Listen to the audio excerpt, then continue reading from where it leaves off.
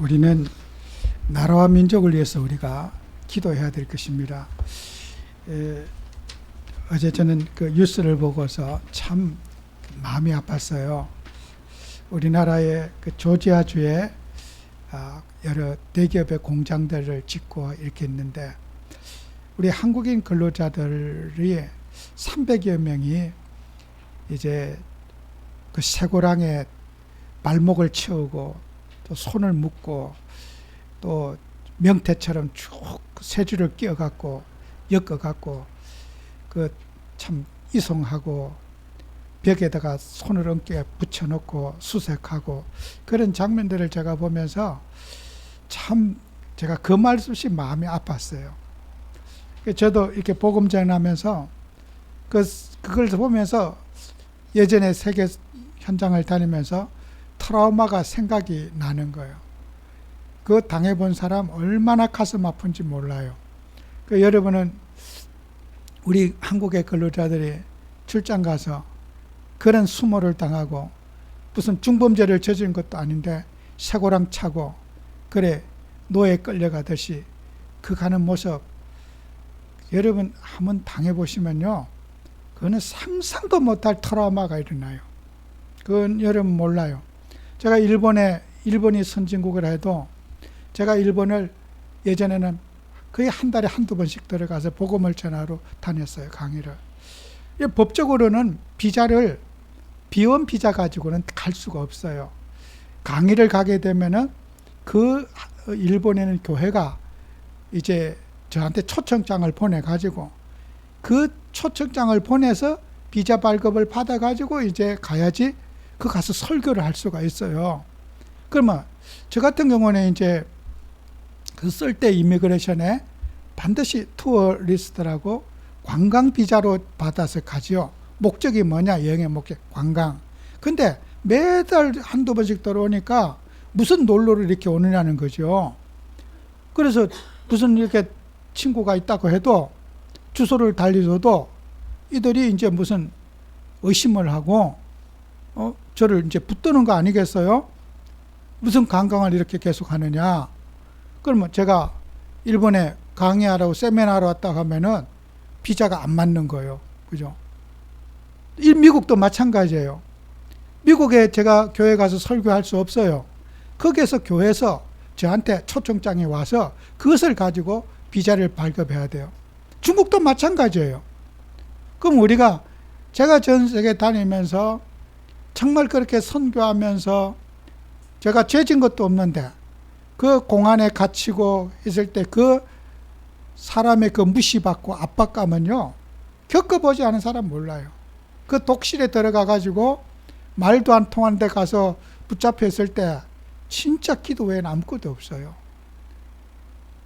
제가 이날까지 다니면서 그런 참 여러분에게 말할 수 없는 그런 그 압박감, 심장이 터질 것 같은 그런 고통, 그래서 해외를 가고 기도 안 하고 해외 사역할 수는 없어요. 그런 압박감을 당해보면은.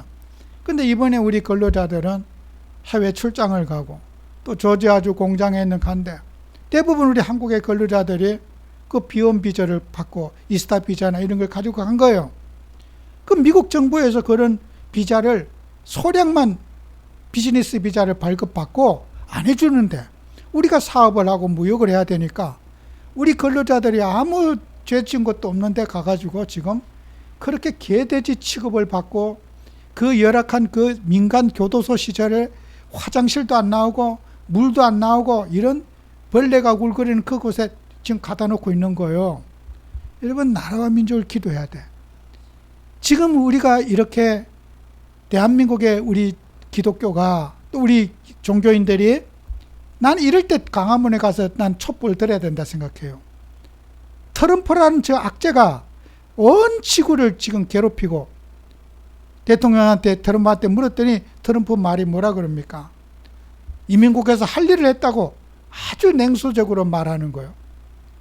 저런 정말 천하의 히틀러보다 더 악질이 어디 있어요? 우리는 이런 것에 나라 민족을 기도하고 귀신 들린 악령에게 사로잡힌 한 영혼이 온 지구를 시끄럽게 해요. 우리 국민의 마음을 불안하게 하고 무역을 안 하면 안 한다고 또 두들겨 펴려고 그러고 이런 하루도 바람잘 날 없이 하는 저 악당을 여러분 기도해야 됩니다.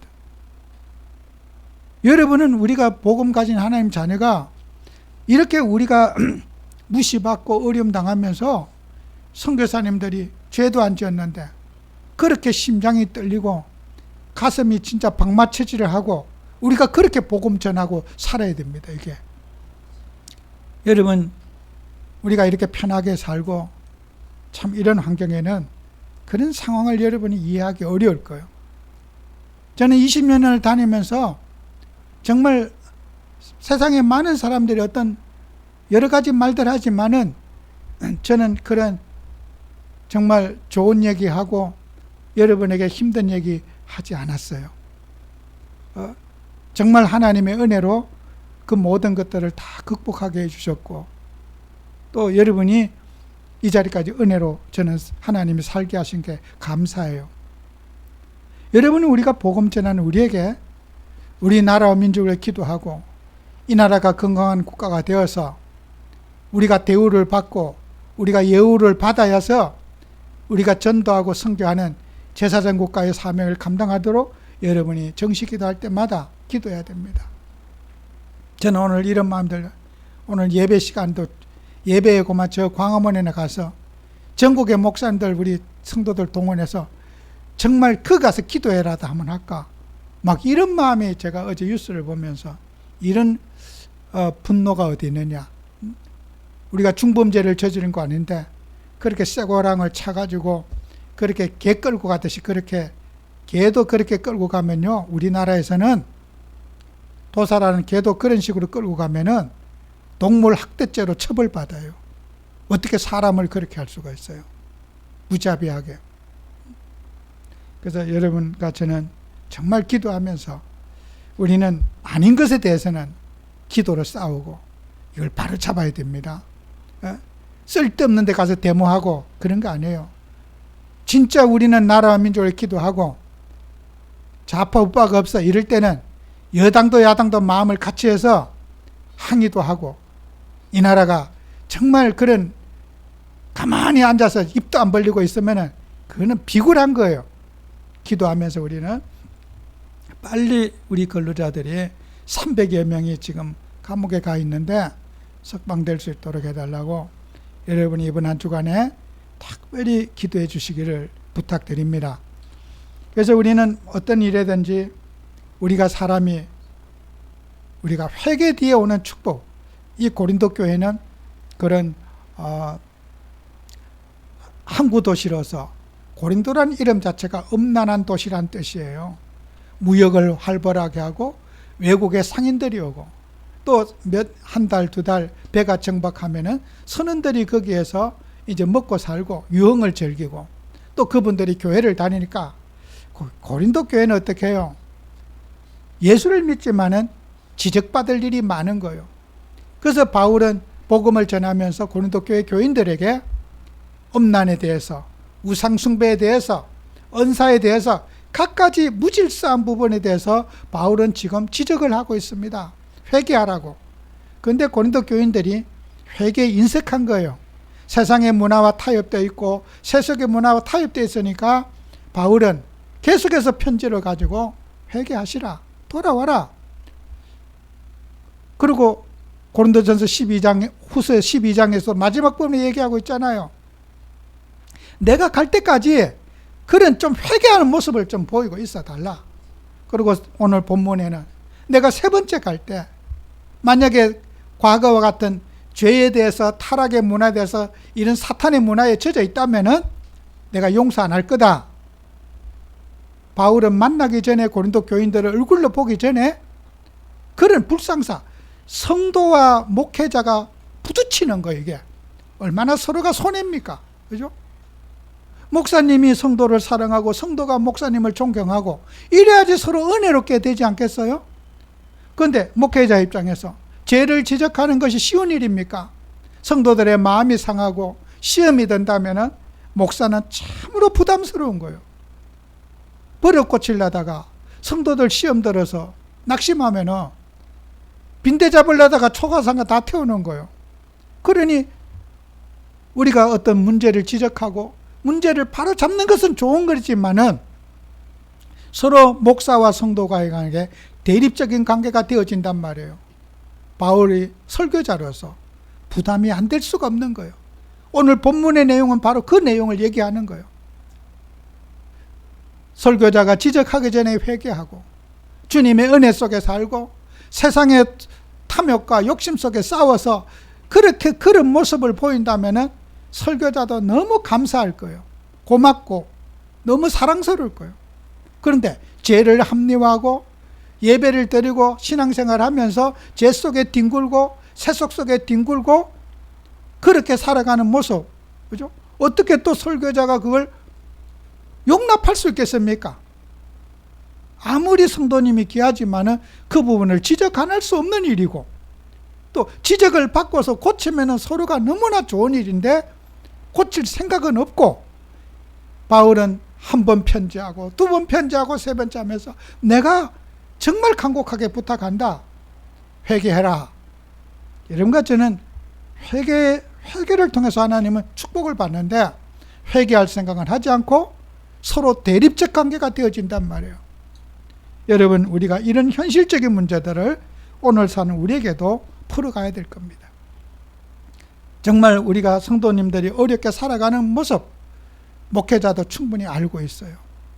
그렇다고 해서 우리는 죄와 세상과 타협하면서 세속에 휘말려 살아가는 그 모습을 목사가 두둔해 줄 수는 없는 일이란 말이에요. 이건 어떻게 불가피한 우리가 충돌이 피할 수 없는 부분이란 말이에요.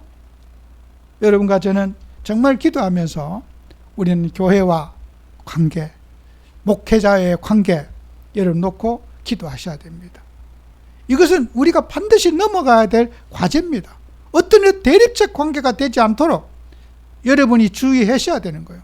바울도 내가 복음 전하는 성도들과 같이 충돌하고 시험 드는 그걸 누가 설교자가 그걸 원하겠습니까? 정말 저와 여러분들이 이런 모습을 가지고 우리는 항상 고린도 전후서를 마감하면서 우리는 깊이 있게 생각해 보셔야 될 일입니다. 그래서 우리는 회개, 히스기야의 회개는 우리 구약 성경에서 제일 의미 있는 저는 회개라고 생각되어집니다. 열왕기하 20장 1절에 7절에 보면은 히스기야 병들어 죽게 되매, 그죠? 병이 들었어요. 누구나 사람이 태어나면 한번 죽는 것은 정한 이치잖아요. 병들어 죽게 되었는데 아모스의 아들 선지자 이사야가 히스기야 왕에게 갔습니다. 여호와의 말씀이 너는 집을 정리하라 내가 죽고 살지 못하리라 하셨나이다 그랬어요. 하나님이 이사야 선지자를 통해서 히스기야 왕에게 가서 내 집을 죽을 거니까 정리해라. 여러분이 하나님께서 여러분에게 너 죽을 거니까 집을 정리하라. 그러면 어떻게 해야 되겠어요? 아멘. 예, 알겠습니다. 이렇게 나와야 되잖아요.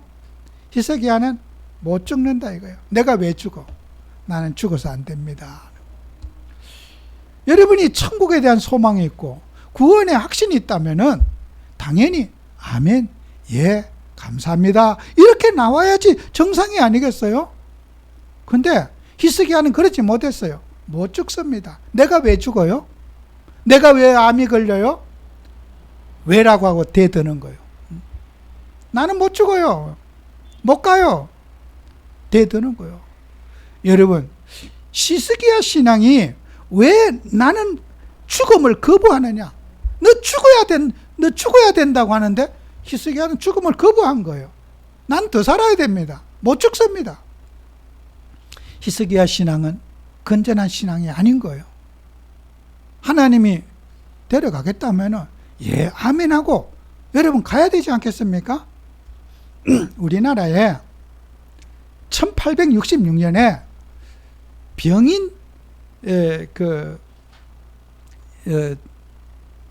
병인년에 그 환란 피팍이 있었어요. 병인 박해라고 하는 여러 역사들. 1886년에 지금 저 한강 옆에 있는 여의도 옆에 있는 마포, 합정동 그쪽 지역에 작은 봉우리가 하나 있었어요. 그 이름에 지금 명령의 이름이 절두산이라고 하는 거예요. 절두산. 그 절두산은 산에 높다는 게 아니라 작은 봉우리가 있는데 그 이름을 절두산이라고 불렀어요. 왜 그걸 절두산이라고 불리냐면은 거기에서 많은 예수 믿는 사람들이 목이 잘려갖고 작두에 목이 잘려가 죽은 사람이 역사의 기록에 보면은 많게는 12,000명, 적게는 8,000명. 하여튼 8,000명에서 12,000명이 그 작은 봉우리 절두산에서 목을 잘라갖고 머리를 한강에다 집어 던지고 이렇게 바로바로 던져가고 한강이 피바다가 될 정도로 많은 사람이 목이 잘려간 거예요. 흥선대원군 때 프랑스 군인들이 강화도에 침략에 들어왔어요. 9명의 신부들과 함께 들어와 가지고 강화도를 들어왔는데 흥선대원군이 강화도에서 그 9명의 신부들을 처형하고 물리쳤어. 그리고 흥선대원군은 외국의 문물을 거부해서 그때 믿는 우리 예수 믿는 사람들을 잡아가지고 어떻게 해요? 죽이기 시작한 거예요. 목을 잘라 죽인 거예요. 작두에다가 목을 끊어 죽였는데 무려 자그마치 12,000명이나 되는 사람을 목을 잘라 죽인 거예요. 그런데 그 프랑스 신부들이 들어오기 전에 이미 암암리에 외국에 있는 선교사님들이 이 나라를 전도하고 복음 전해갖고 서울에만 12,000명이 하나님 믿는 사람이 생길 정도로 지하에서 소리 소문 없이 전도하고 이 지역을 복음한 거예요. 그런데 흥선대원군들의 조건이 있었어요. 천주교인들이 여기에 목줄을 하잖아요. 십자가 목걸이. 그 십자가 목걸이 밟고 지나가는 사람은 살려줄 거다 했어요. 근데 그거 한 번 밟고 지나가면 살려줄 건데 한 명도 밟는 사람 없이 목 다 잘려 죽은 거예요. 그죠? 그게 우리 기독교 역사에, 이 복음 역사에 그것을 갖고 우리는 절두산이라고 이름을 바꾼 거예요. 거기에 우리의 이름이 여러 가지 이름이 있어요. 용두봉, 잠두봉, 이런 봉인 원래 이름은 있는데 그 이름을 목 잘려 죽었다 해서 절두산이라는 이름을 붙인 거예요. 여러분, 우리가 신앙생활하면서 기독교인들은 죽음을 받아들이는 종교예요. 우리는 죽음이 인생의 축복이고 죽지 않을 것이라고 하는, 나는 살고 나는 절대적으로 죽으면 안 된다고 하는 것은 교만이라는 거예요. 히스기야는 교만에 빠져 나 없으면 안 된다. 세계복음 안 되고 전도 안 되고 이 우상을 누가 타파하고 아세라와 바알 신상과 모든 이 나라의 이 우상 숭배를 누가 해결하느냐. 나 죽으면 안 된다. 히스기야는 자기 교만에 빠진 거예요. 여러분, 히스기야가 죽는다고 세계복음 안 됩니까? 아니에요. 본인은 착각한 거예요. 나는 살아야 된다 이거예요. 나는 복음을 위해 살아야 되고 주를 위해 살아야 되고 살아서 이 하나님의 일을 내가 해야 된다는 거예요. 하나님의 일을 하나님이 하시지 히스기야가 하는 게 아닙니다. 착각하는 거예요. 그죠? 자기 교만에 빠져 있는 거란 말이에요. 내 대에 세계복음하고 나 없이는 세계복음 할 수 없다. 히스기야의 이 교만이 하나님께서 히스기야가 15년을 더 살았다 할지라도 그게 인생의 뭐 복입니까? 인생 15년 더 살았다 해서 히스기야가 얻은 게 뭐가 있습니까? 그 아들 때 가서 히스기야는 자기가 깨뜨린 아세라, 바알의 모든 신상 아들이 싹 다 세워버렸어요. 아들 때 가서는 폭삭망해버렸어요. 자기 업적이기 때문이에요. 그죠? 내 업적. 하나님의 일이 내 일이 되고 하나님의 일이 하나님의 일이 돼야 되는데 하나님의 일이 내 일이 돼가지고 내가 하고 내가 안 하면 안 되고 이 자기주의에 빠진 게 히스기야입니다. 여러분과 제가 이 땅에 살아가면서 우리는 이런 내가 아니면 안 된다고 하는 이 교만, 그죠? 이 교만한 성품을 우리는 뿌리 뽑아야 됩니다. 그죠? 여러분, 우리 그거에 탐심이에요. 여러분이 하나님을 하면서 우리는 탐심에 젖어서 회개하지 못하고 또 우리는 구원에 대한 확신이 없이 또 살아가요. 정말 우리가 하나님의 일을 하면서 히스기야가 그렇게 열심히 살았지만은 그 열심까지도 하나님이 히스기야에게 주신 거예요. 내가 열심 낸 게 아니라 하나님이 나에게 열심을 주신 거란 말이에요. 열심의 주체가 내가 열심을 낸 겁니까? 하나님이 나에게 열심히 살 수 있도록 여러분에게 은혜를 주시고 의지를 주시고 힘을 주신 거지 히스기야의 열심이 아니에요.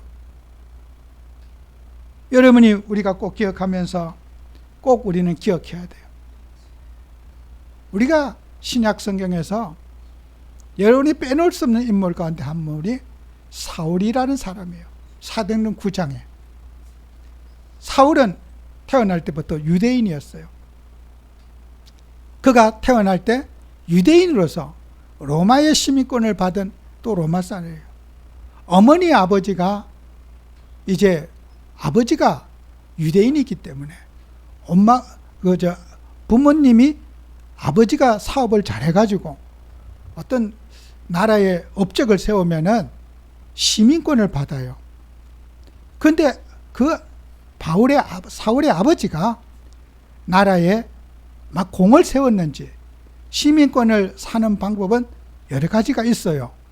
돈을 많이 내서 사는 방법, 나라에서 공을 세워서 시민권을 사는 방법, 그 두 가지 방법이 있어요. 외국인이 로마의 시민권을 받으려면은 바울의 부모님은 돈을 많이 내서 기부금을 많이 내서 시민권을 샀을 수도 있고, 또 바울의 업이 의복을 만드는 업을 가졌다고 말하고 있어요. 나라의 국가의 군인들에게 군복을 많이 제공해줘서 공을 세워서 또 시민권을 받을 수도 있어요. 그러나 바울은 태어날 때부터 부모님이 아버지가 시민권을 받고 있기 때문에 유대인이지만은 시민권자를 태어나면서도 받게 된 거예요. 그러나 피는 뭐예요? 유대인인 거예요. 그는 여전히 유대인의 하나님을 믿고 유대인의 의식을 갖고 유대인을 위해서 사는 유대인이란 말이에요. 그런 바울이 예수라고 하는 분이 나타나가지고 예수의 복음을 전하니까 자기가 믿는 유대교하고 예수하고는 안 맞는 거예요. 저거는 이단이구나.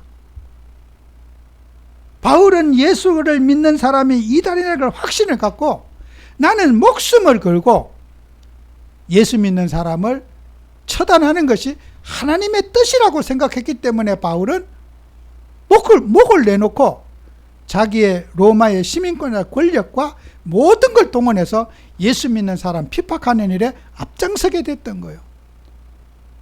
바울은 그 핍박하는 것이 하나님을 대항한 것이라고 생각하지 않았어요.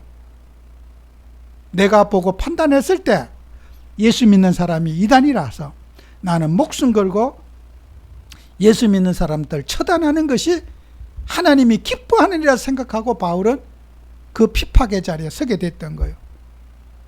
바울 자신은 자기의 신념과 확신은 흔들리지 않았어요.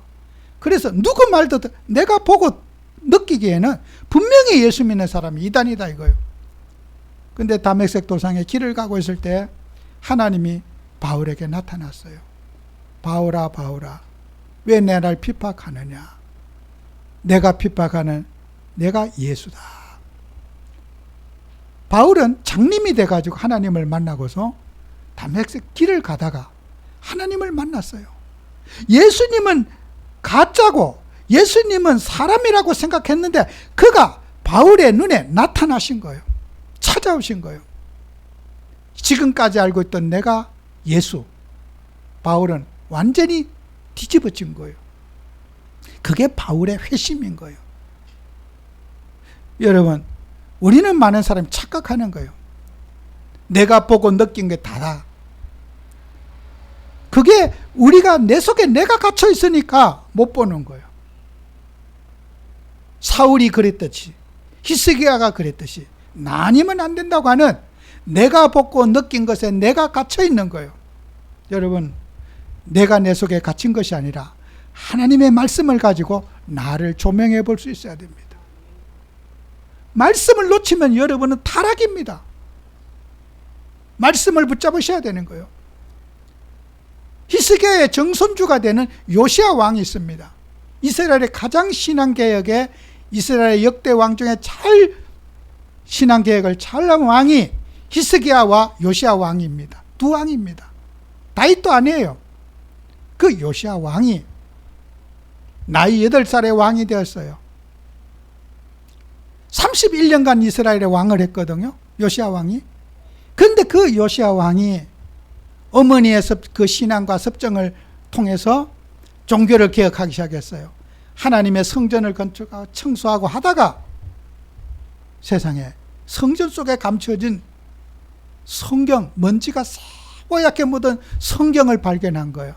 성전을 청소하다가 성경 덮어놓고 우상 숭배하고 바알을 쫓아가고 아세라를 믿고 목상을 믿고 이를 성신을 믿고 이렇게 살던 이스라엘, 자기 소견에 옳은 대로 살던 이스라엘, 감정에 느낌에 살던 이스라엘이 놓친 게 뭐예요? 말씀을 놓친 거예요. 요시야 왕이 그 청소하다가 성경을 발견하고서 성경을 펼쳐놓고 한참 읽어보니까 세상에 우리가 살아왔던 거 성경하고는 완전히 씻고 물도 안 묻은 거야. 그래서 이 요시야 왕이 아세라와 바알과 목상들을 다 청소해버리고 무너진 성전을 건축하고 또 성전 건축한 자들에게 돈을 대줘가면서 무너진 성전을 짓고 예배를 회복하고 요시야 왕 18째 되는 해에 처음으로 어떻게 해요? 여호와의 유월절을 지켰더라 그랬습니다. 유월절 피제사를 드렸다는 거예요. 우리가 하나님의 말씀을 놓치고 살았던 이스라엘의 역사, 그죠?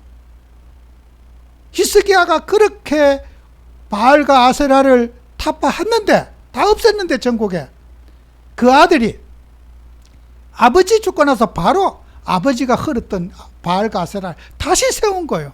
왜요? 말씀이 없었기 때문이에요.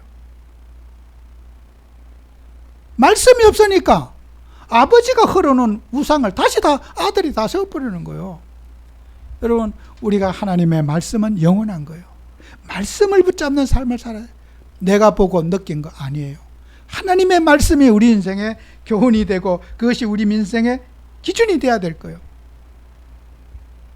여러분, 우리가 확신이 어디서 옵니까? 말씀 속에는 확신이 와야 되는 거예요. 내 신념, 보고 느끼고 체험한 확신이 아닌 하나님의 말씀에 대한 확신이 딱 있어야 되는 거예요. 바울은 길을 가다 예수님 만나고 나서 그가 고백한 게 있잖아요. 나는 내가 이제 본 거, 느낀 거 다 참고다. 나는 내 인생이 십자가 앞에 죽기를 원한다. 내가 그리스도 함께 십자가에 죽었나니, 못 박혀 죽었나니, 내가 사는 건 내 안에 그리스도가 사는 것이다. 내가 보고 느낀 거, 그건 참고지. 하나도 중요하지 않다 이거요. 오늘 이 자리에 우리 모두가 느끼는 바가 다르고 보는 바가 다 다르고 체험하는 바가 다 달라요. 다 중요하지 않습니다. 오직 우리 주님이 중요하고 십자가 지신 그리스도가 중요한 거예요. 내가 보니까 거기에 사로잡힌 신앙이 돼서는 안 되는 거예요. 내가 경험한 예수가 아니라 말씀을 경험한 신앙이 돼야 된다는 거 아니겠어요? 그래서 여러분은 하나님 앞에서 참된 열매를 맺는 삶을 살아야 돼요.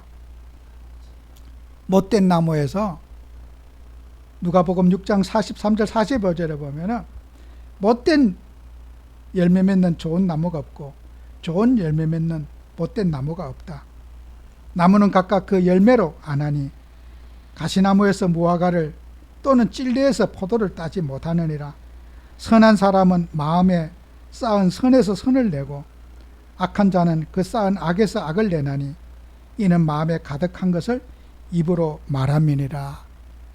에베소서 5장 11절에는 너희는 열매 없는 어둠의 일에 참여하지 말고 도리어 책망하라. 여러분과 저는 항상 열매 맺는 삶을 살아야 돼요. 우리가 예수 믿는 하나님의 자녀가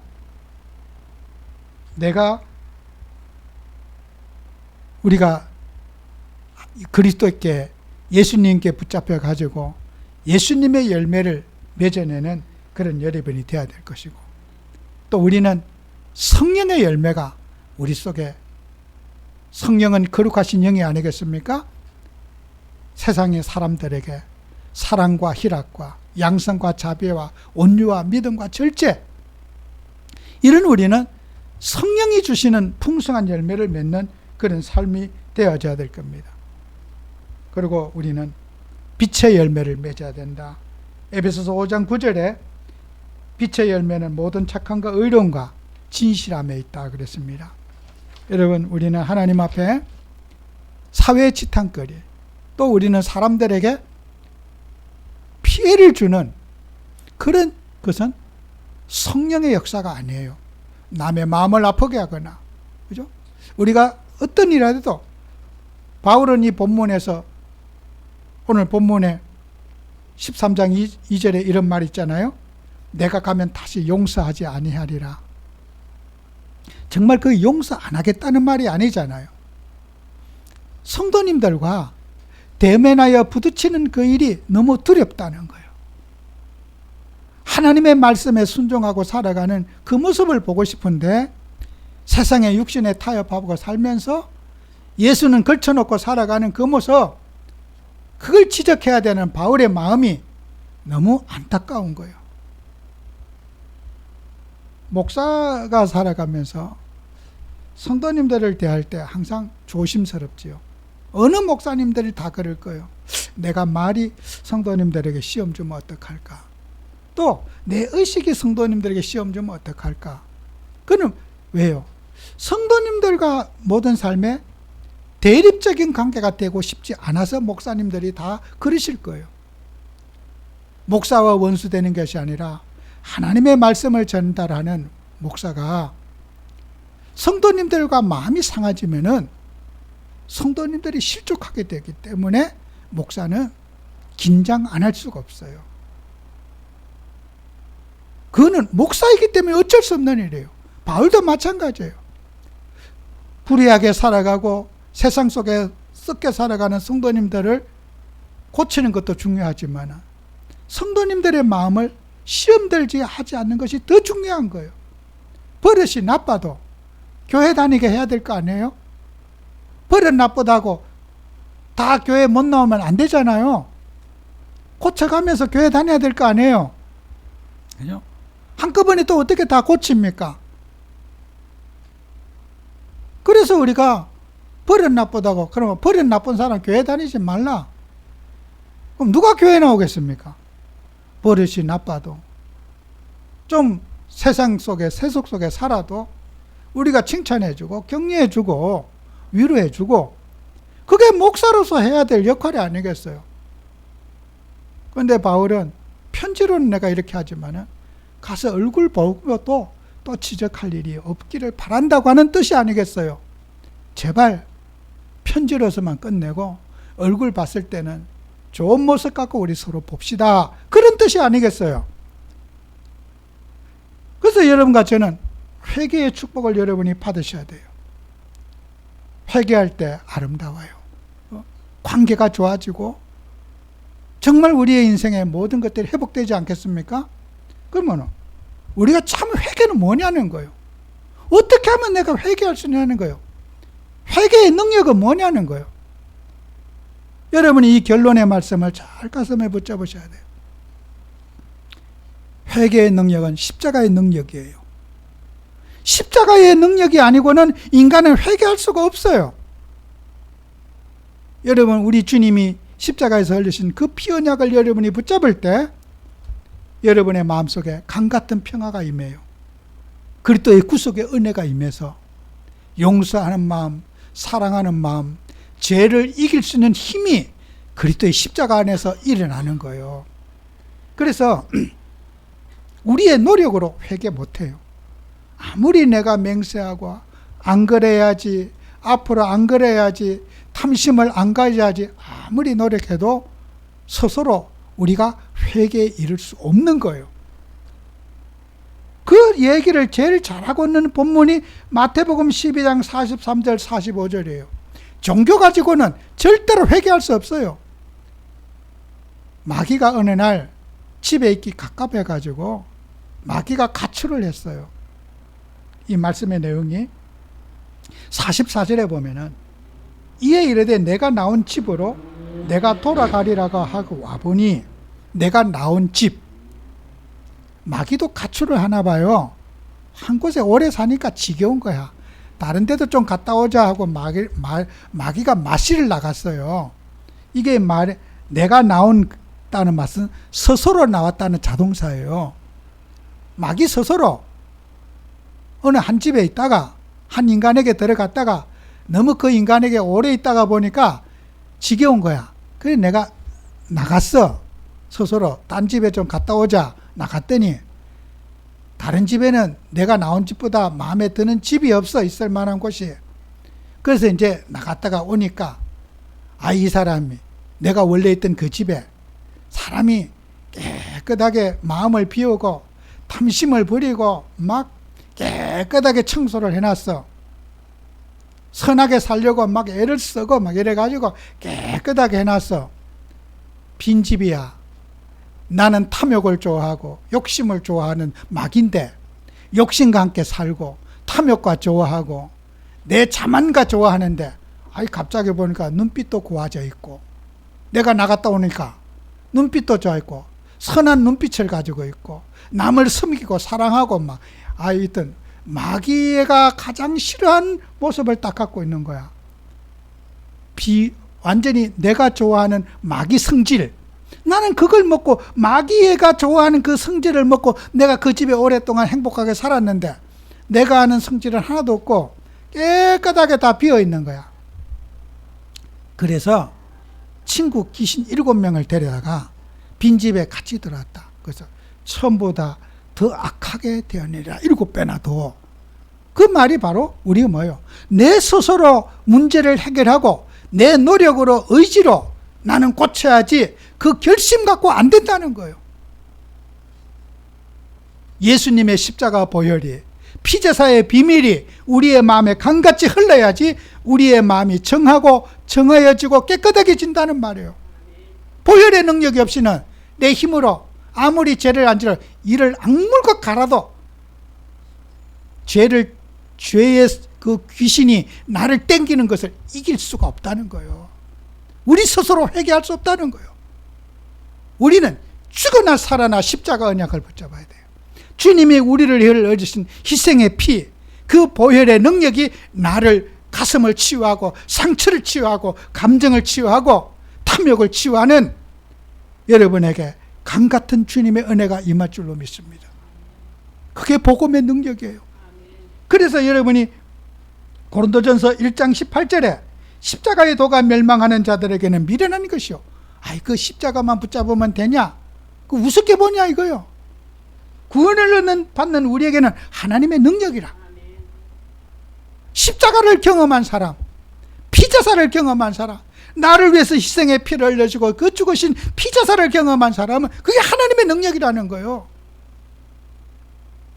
십자가가 미련한 겁니까? 우리의 죄를 위해서 우리의 인생의 모든 문제를 고통을 짊어지시고 내 대신 죽으시고 저주와 재앙을 주님의 몸소 받으시고 죽으신 그 희생의 피가 우리를 정하게 하고 깨끗하게 하고 우리를 새롭게 치유하는 피가 된 줄 믿습니다. 여러분 그 언약 붙잡고 승리하시기 바라요. 종교생활 안 됩니다. 내 의지 노력으로 죄에서 빠져나올 것 같으면 예수님이 죽을 이유가 없어요. 내 힘으로 안 됩니다.